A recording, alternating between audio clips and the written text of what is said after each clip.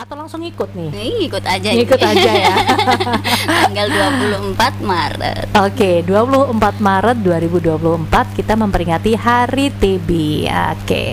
Rumah Sakit Aisyah Bojonegoro berkontribusi dalam akhiri tuberkulosis. Betul ya, Mbak? Temanya begitu ya? Iya. Nah, kalau kita bicara masalah TBC gitu ya. TBC kalau dulu istilahnya TBC gitu ya. Iya, sekarang pun masih sama. Oh, masih sama ya. Kirain berubah, bukan berubah sih, disingkat jadi TB kayak gitu ya. TB itu toko buku. Toko bangunan. Oh, toko bangunan ya. Oke, nah mungkin nih Mbak Fatia bisa cerita nih apa sih sebenarnya TBC itu, dan apakah TBC itu gitu aja deh, jadi penasaran nih. TBC yang biasa orang awam bilang mungkin paru-paru basah atau flek paru ya. Jadi penyakit ini adalah penyakit yang disebabkan oleh kuman kecil namanya Mycobacterium tuberculosis. Oh gitu, kuman kecil ya? Iya, kecil banget tapi sungguh sangat Dampaknya mempengaruhi gitu Indonesia. Ya? Wow. Jadi kuman, bakteri atau kuman, Mbak? Bakteri yang namanya Mycobacterium tuberculosis. Oke, itu kecil banget tapi bisa membawa dampak yang sangat luar biasa gitu ya.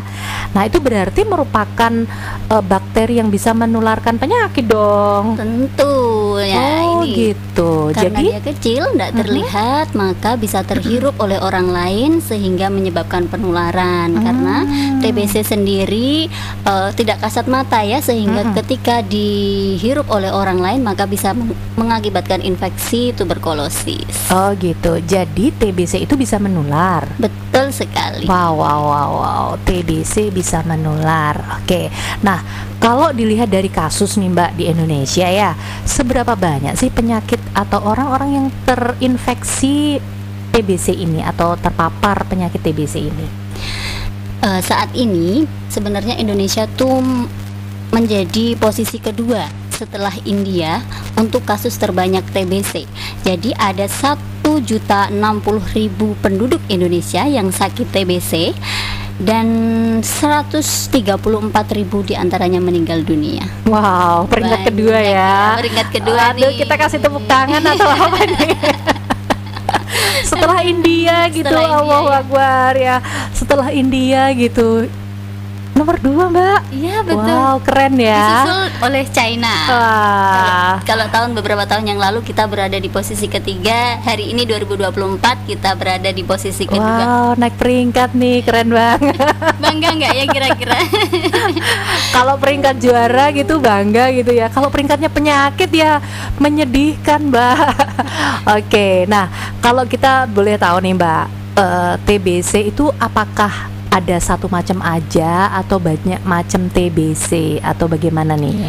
Kalau TBC sendiri pada umumnya itu kan menyerang paru ya, akan tetapi juga bisa menyerang organ-organ tubuh lainnya. Contoh saja usus atau tulang, bisa kulit atau organ-organ yang lainnya. Jadi TBC itu ada macam banyaknya. Dia biasanya lebih banyak menyerang di paru, tapi bisa jadi dia menyerang di tulang. Betul. Terus di mana lagi Mbak tadi? Ada di tulang, bisa di kulit, bisa di usus, bisa juga di selaput otaknya. Ini yang bahaya sebenarnya. Oh gitu ya. Jadi memang perlu waspada gitu ya terhadap penularan TBC ini gitu. Nah, mungkin bisa diceritakan juga bagaimana mungkin gitu loh TBC itu bisa menyerang seseorang. Apakah ada gejala-gejala tertentu? Gejala TBC pada umumnya, terutama gejala pada TBC paru ya, biasanya akan disertai dengan batuk yang terus-menerus. Batuk terus-menerus, jadi beda ya sama batuk yang biasa kita alami, batuk flu gitu ya. Kalau batuk pada TBC paru biasanya akan terus-menerus dan semakin hari bukan semakin membaik namun semakin memburuk. Bisa juga disertai dengan sesak nafas, nyeri dada, nafsu makan menurun, berkeringat di malam hari, demam, mudah lelah, dan berat badan turun secara drastis tanpa adanya penyebab lain selain TBC. Oke, jadi kalau seseorang itu mengalami batuk yang terus-menerus, apakah apakah ada jangka waktu nih, mungkin seminggu, 2 minggu, 3 minggu, sehingga bisa dikatakan dia TBC? Batuk lebih dari 2 minggu. Batuk lebih 2 minggu. Semakin hari semakin tidak membaik, tapi semakin memburuk. Jadi biasanya kalau pada batuk-batuk pada umumnya, flu, ispa atau yang lain, biasanya 3 hari membaik gitu ya.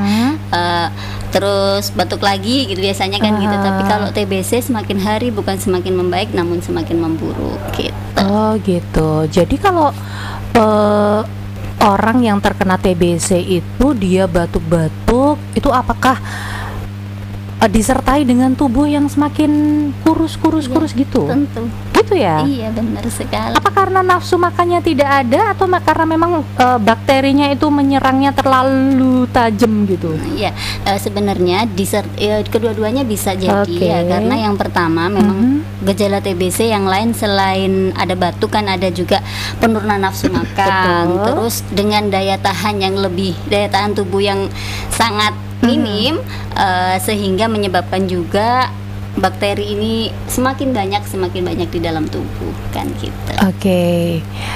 Nah Mbak, kalau orang terkena TBC itu kan ya, kalau dilihat dari riwayat keluarga, kan tidak ada yang sakit nih. Seumpama dalam satu keluarga tidak ada yang sakit TBC, tiba-tiba dia terkena TBC, itu bagaimana Mbak? Dapatnya dari mana gitu loh? Pertanyaannya gini, keluarganya sakit apa karena tidak diperiksakan? Biasanya kan gitu ya.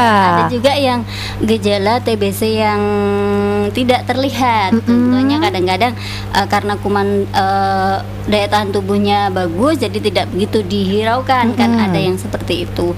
Jadi guna mengetahui itu, seseorang itu kalau ada yang sakit TBC dalam satu keluarga, maka yang lain harus diperiksa. Itu ya seperti itu, agar gitu.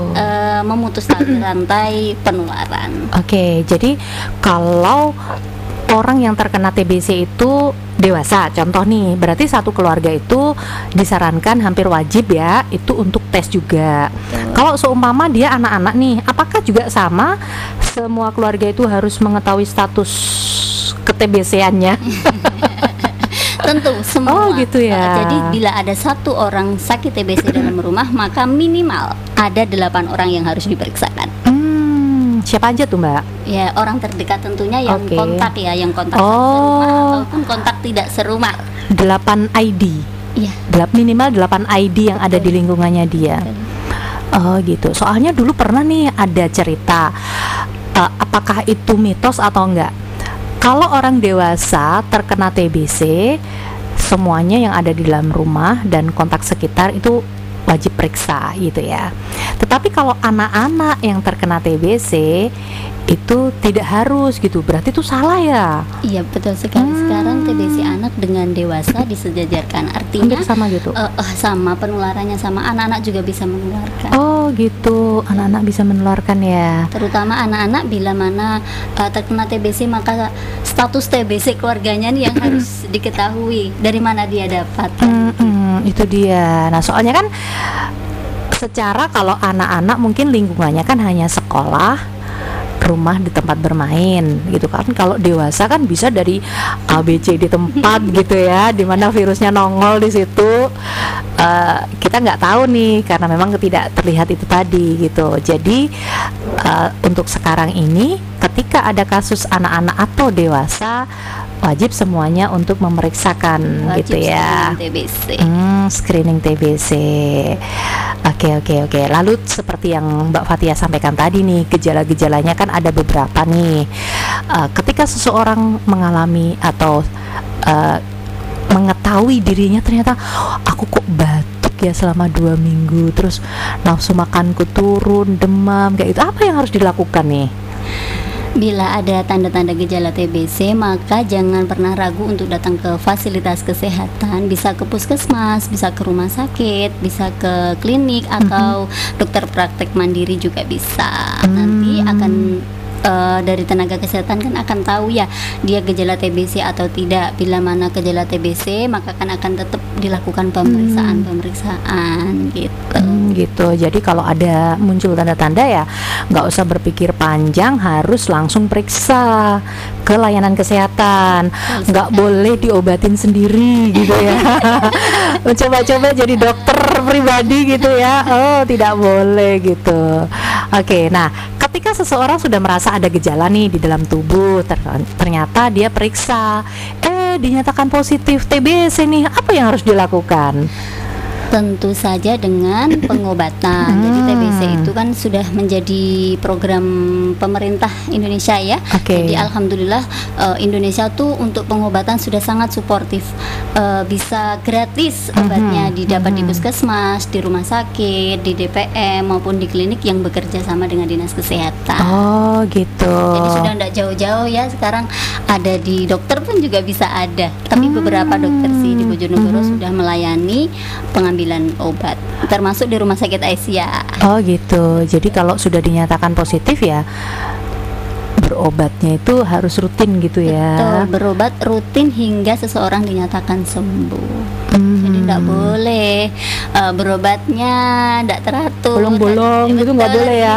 Sehari minum sehari enggak gitu nggak boleh ya. Nanti kumannya tidak mati. Oh gitu. Kumannya tidak mati, bisa menyebabkan kekambuhan dan bisa menyebabkan resistensi obat. Nanti kalau sudah resistensi obat akan jadi TBC yang lain yang namanya TBC resisten obat. Nah ini kan bahaya ya. Gitu ya. Jadi kalau sudah resisten obat, pengobatannya lebih susah karena lebih banyak, terus lebih banyak efek samping pastinya. Jadi kalau sudah banyak efek samping, orang pun juga untuk menjadi lulus dari sakit TBC ini kan juga perlu sertifikat khusus ya. Jadi lebih susah kan ya. Jadi banyak angka putus berobat gara-gara itu. Maka kalau memang bisa diselesaikan dalam 6 bulan, kenapa harus ini ya? Mau menambah-tambah penambahan jadwal lebih panjang ya untuk pengobatan ya. Betul. Gitu. Oke.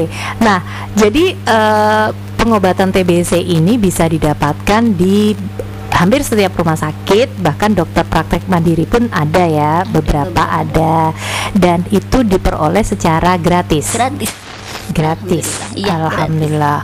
Padahal sebenarnya kalau kita kalkulasi obat TBC itu tidak murah ya Mbak ya. Betul sekali. Jadi kalau dikasih gratis ya kita manfaatkan. Maksudnya untuk yang menderita positif TBC ya, gitu, bukan kita yang sehat gitu. Jadi kalau sudah dinyatakan positif ya patuh pengobatan sampai tuntas selama 6 bulan tanpa putus, tanpa bolong-bolong. Karena kalau tidak teratur ya nanti efeknya diri sendiri yang rugi ya Mbak ya. Bisa kalau putus-putus atau tidak rutin, tidak teratur, itu efek maksudnya pengobatannya akan lebih lama daripada 6 bulan. Betul, dan lebih susah kalau sudah jatuhnya ke TBC yang resisten obat. Jadi mumpung dinyatakan bukan mumpung ya, maksudnya ketika didiagnosa sudah positif TBC ya udah patuh aja 6 bulan itu rutin gitu ya. Karena memang itu obatnya itu gitu ya Mbak ya. Jadi kita bisa mendapatkan obat anti tuberkulosis itu di hampir setiap layanan kesehatan. Nah, apakah hanya dengan pengobatan aja nih udah cukup bisa mengatasi TBC-nya? Paling utama memang dengan pengobatan, akan tetapi harus ada yang mensupport nih dengan perilaku bersih hidup sehat. Contohnya nih sering cuci tangan, pakai masker. Jadi kalau pasien TBC harus pakai masker untuk apa? Untuk melindungi diri sendiri dari kuman yang lain, juga untuk melindungi keluarga kita. Yang ketiga, sering makan makanan yang bergizi, terus tidak merokok, tidak minum alkohol, dan istirahat cukup serta berolahraga. Agar apa? Agar meningkatkan daya tahan tubuh. Gitu. Mbak tadi disampaikan kan kalau orang yang terkena TBC itu harus pakai masker gitu kan. Nah, bagaimana dengan keluarga yang ada di dalamnya itu Mbak? Apakah mereka juga harus pakai masker? Sebenarnya yang wajib memakai masker kan adalah pasiennya. Jadi kalau memang sakit, batuk, pilek, tidak TBC pun seharusnya harus pakai masker kan. Betul. Tapi secara ya masyarakat kita gitu, orang cuma batuk sebentar aja, dengan saudara padahal itu juga bisa menularkan ya. Tapi kenapa tidak patuh pakai masker gitu loh? Apalagi ini TBC yang menyerang paru-paru, yang akibatnya bisa fatal juga. Kenapa kita tidak memakai masker sekalian gitu ya untuk mengantisipasi adanya penularan. Nah Mbak, ketika seseorang yang sudah positif TBC hidup dalam sebuah keluarga, apakah dia harus diperlakukan secara eksklusif? Oh, tentu saja tidak ya. Penting sekali dukungan keluarga untuk pasien TBC, karena menjalani pengobatan TBC itu kan, mohon maaf, tidak mudah ya. Banyak efek sampingnya, terus badan juga masih sakit semua, apalagi kalau didiskriminasi kan kasihan banget ya. Jadi butuh sekali dukungan dari keluarga. Oh gitu, terutama orang-orang dekat. Berarti masih boleh tinggal serumah atau sekamar, makan dalam piring gelas sendok yang sama, masih boleh? Kalau makan minum dalam sendok yang sama ya diusahakan tidak. Oh, begitu. Sebenarnya sehat pun kan juga tidak boleh ya. Nah, terus kalau tinggal bersama it's okay, tidak masalah. Yang penting pada saat masih sakit harus menggunakan masker. Oke, jadi masih bisa tidur di kamar yang sama asalkan dia memakai masker. Betul sekali. Halo Mbak, tidur 24 jam sehari 24 jam pakai masker gitu ya. Alhamdulillah kalau kita sehat ya.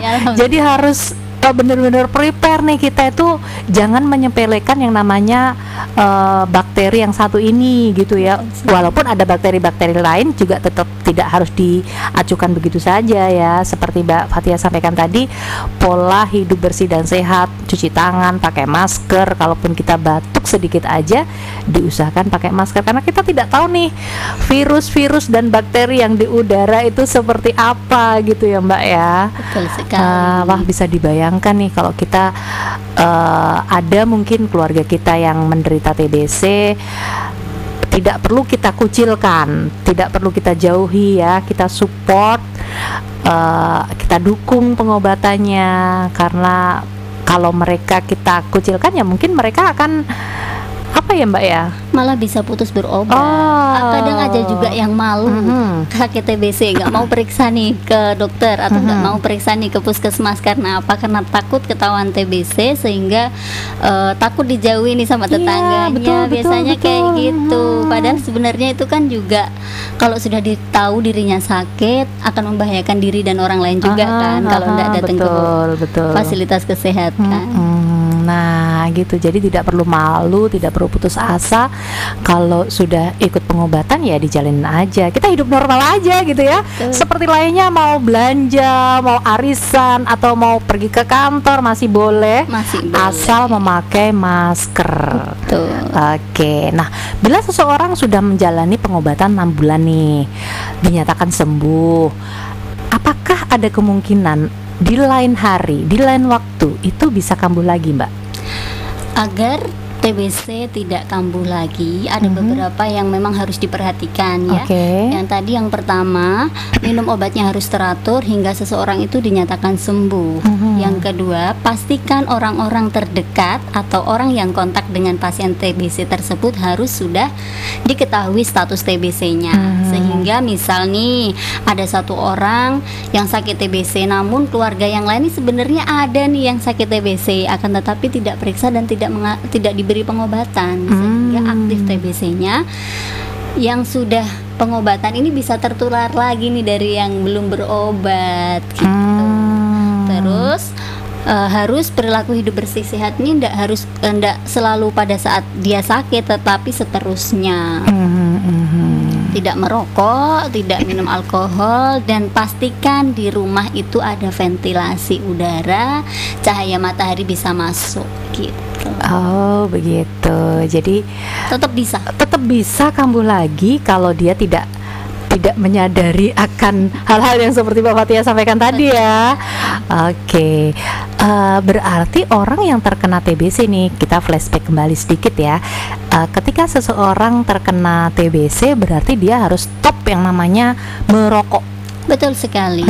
Merokok itu sebenarnya menjadi faktor resiko kedua penyerangan TBC setelah malnutrisi. Jadi kalau malnutrisi itu bisa kekurangan nutrisi ya, bisa menyebabkan daya tahan tubuh menjadi lemah. Begitu juga dengan merokok. Oh begitu. Oke. Jadi data dunia Global Report itu menyebutkan bahwa 49% penderita TBC adalah laki-laki. Ya. Nah, 35%-nya adalah perempuan dan 16%-nya adalah anak-anak. Jadi ada korelasinya nih antara laki-laki dengan merokok. Ya, gitu bisa ya. jadi seperti itu. Oke, jadi stop smoking. Walaupun dampaknya bukan hanya TBC aja ya Mbak, ya sebenarnya banyak sih, bukan hanya TBC, Mbak. Pokoknya merokok itu nggak usah deh gitu ya. Betul sekali. Walaupun pajaknya besar bisa membantu pemerintah, tapi nggak usah lah gitu ya. Demi kesehatan kita dan keluarga kita gitu loh.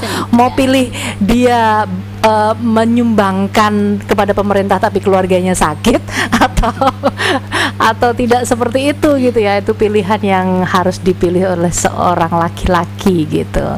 Nah Mbak, biasanya nih kuman atau bakteri-bakteri TBC itu lebih banyak berada di mana Mbak? Kuman TBC sendiri lebih banyak ada di tempat-tempat yang biasanya ventilasinya kurang bagus ya. Contohnya bisa di dalam rumah, bisa di dalam asrama. Nah biasanya asrama ini kan pencahayaannya kurang, ventilasinya kurang, orangnya banyak ya, sehingga sangat berpotensi.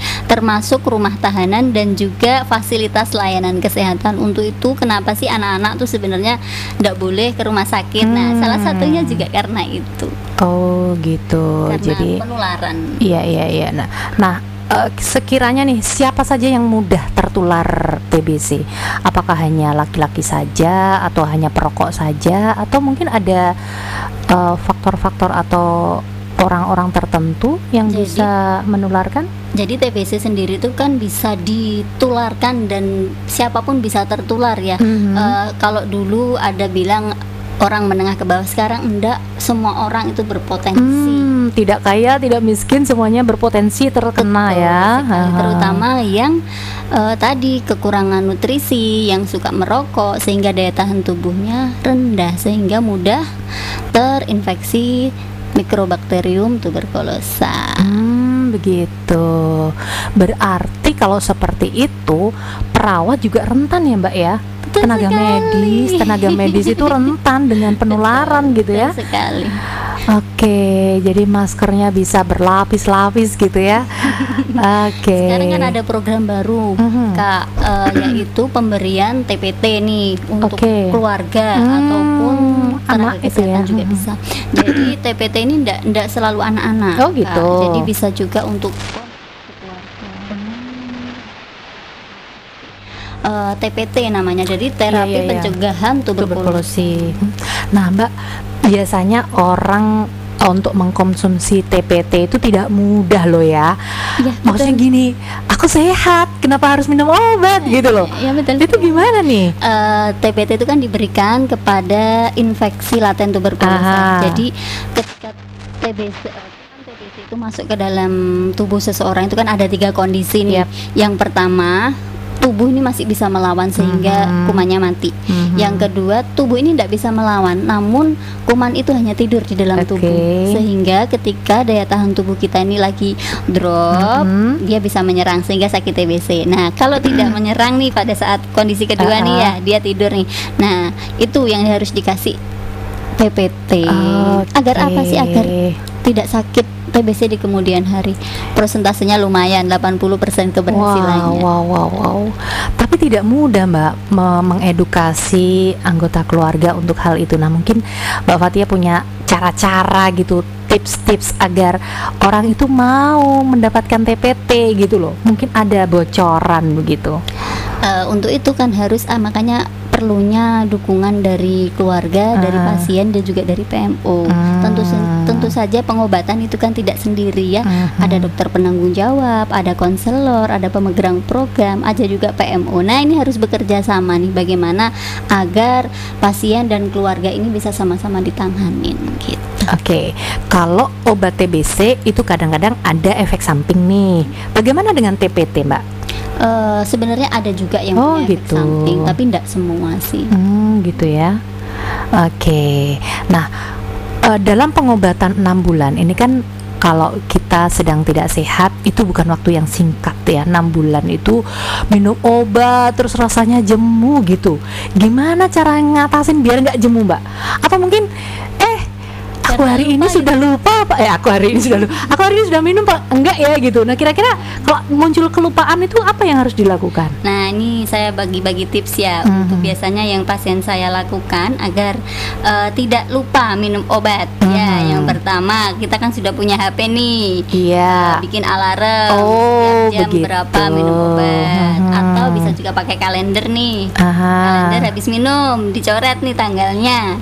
Terus juga PMO, pentingnya pengawas menelan obat. Oh, pengawas menelan obat. Betul. Jadi kalau langsung kasus di masyarakat nih Mbak, ketika seseorang itu lupa akan obatnya, contoh aja nih PMO-nya tidak datang atau tidak ngingetin atau alarmnya nggak kelupaan gitu, pokoknya alarm bunyi tapi dia nggak sadar kayak gitu tuh. Apakah hari ini nggak minum gitu? Terus gimana nih? Nggak apa-apa, besok dilanjutkan. Oh gitu, tidak mendobel. Enggak. Oh tidak perlu mendobel. Yes, pokoknya berdoa aja ini tetap dilanjutkan di hari berikutnya ya, asalkan lupanya tidak keterusan gitu ya. Itu nggak boleh gitu. Oke, nah setelah kita melihat kasus TBC di Indonesia ini merupakan peringkat kedua nih, apakah ada semacam tindakan atau himbauan dari pemerintah daerah atau pusat gitu loh supaya kasus ini tidak menyebar, selain vote yang bilang pokoknya pola hidup bersih dan sehat, pokoknya yang real gitu loh Mbak, ada nggak Mbak? Yang real sebagai tenaga kesehatan ya, termasuk Rumah Sakit Aisyah. Jadi semenjak tahun 2014 di Rumah Sakit Aisyah sudah berdiri Poli-TB yang menangani pasien TBC. Terus di 2021 waktu gencar-gencarnya COVID nih ya, kita juga ada program baru yaitu screening TBC. Jadi gratis untuk masyarakat Bojonegoro dan sekitarnya. Jadi bisa diperiksa sama dokter, dilakukan foto rongsen dan pemeriksaan mikroskopik dahak, gratis. Terus ini untuk pasien yang ke Rumah Sakit Aisyah, baik yang rawat jalan maupun rawat inap, pasti semua diketahui status TBC karena ada anamnesanya nih. Oh gitu. Betul. Jadi kalau sudah ada gejala-gejala TBC maka akan dilakukan pemeriksaan yang mengarah ke TBC. Jadi sejak tahun 2021 itu ada pemeriksaan screening gratis gitu ya. Itu berlaku sampai sekarang dan seterusnya. Alhamdulillah sampai hari ini sustainable, masih jalan. Keren ya. Jadi calon pasien kan tidak merasa wah ini khawatirnya berbayar atau mengandung biaya kayak gitu kan ya. Kita khawatirnya kan karena memang kondisi Indonesia saat ini kan bukan hanya Indonesia saja, tapi yang sekarang kita lakukan kan di Indonesia ini kondisinya tidak stabil nih, kondisi masyarakat di Bojonegoro juga tidak semuanya bagus gitu kan, masalah keuangannya. Nah khawatirnya ketika seseorang mengalami gejala TBC tetapi dia merasa aduh aku nggak punya biaya kayak gitu kan, belum ngurus KIS lah dan lain sebagainya. Ini ada nih Rumah Sakit Aisyah Bojonegoro memberikan layanan secara gratis untuk screening TBC. Wah keren banget nih ya. Jadi kalau kamu nih insan muda madani merasa ada orang-orang yang ada di sekeliling kamu, merasa ada yang punya gejala-gejala yang disampaikan Mbak Fathia tadi, segera menyarankan untuk periksa. Nah Mbak, jadi teringat nih, ketika seseorang kan batuk lebih dari 2 minggu, terus kemudian dia demam, badannya semakin lama semakin berkurang BB-nya. Nah apakah di saat seseorang itu mengalami itu sudah bisa menularkan bakterinya Mbak? Kalau yang di dalam tubuh itu kuman TBC tentu sudah menular, maka dari itu kan harus cepat datang ke fasilitas kesehatan agar dia tahu kondisi tubuhnya sakit itu karena apa. Iya. Jadi kasihan juga gitu ya. Betul. Karena yang aku tahu nih ada beberapa orang yang terkena TBC itu tidak patuh, dalam artian gini, sudah dinyatakan positif TBC tetapi dia kemana tidak pakai masker gitu. Itu kan yang membahayakan ya. Iya betul. Itu bagaimana terus solusinya Mbak? Solusinya tentu setiap tempat, setiap daerah, desa, RT itu kan ada yang pemangku kebijakannya. Jadi salah satunya kenapa harus ada hubungan antara setiap rumah sakit. Jadi jejaring namanya ya, jejaring eksternal, internal itu kan penting sekali, termasuk di rumah sakit dan di puskesmas. Jadi kita tuh saling berhubungan nih. Misalkan di puskesmas Terucu ada pasien TBC, saya pasti melaporkan di desa ini ada ini namanya. Memang pencatatan dan pelaporan itu sangat penting sehingga teman-teman yang di puskesmas bisa investigasi kontak.